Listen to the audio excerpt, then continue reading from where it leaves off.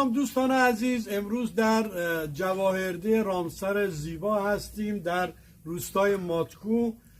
ما یکی از آیین‌ها و مراسم‌هایی که می‌خوایم که برای شما گردشگران توضیح بدیم در صفحه اینستاگرام ما که مراجعه کنید بحث پختن نونه که ما امروز با این آتیش قشنگی که اینجا می‌بینید این نون‌ها رو درست کردیم و به اضافه این که این وسایل هم آوردیم که یک اسرانی خیلی جالب و توپ بزنیم و جای شما رو خالی کنیم. شمایی که با ما در شرکت گردشگران پارسی و از تورهای ما استفاده میکنید حتما سری که به رامسر اومدین در تورهای یک روزه ما در جواهرده گردی شرکت کنین. ما بتونیم از این اسرونهای زیبا با این نونهای خوشگل در اختیارتون بذاریم.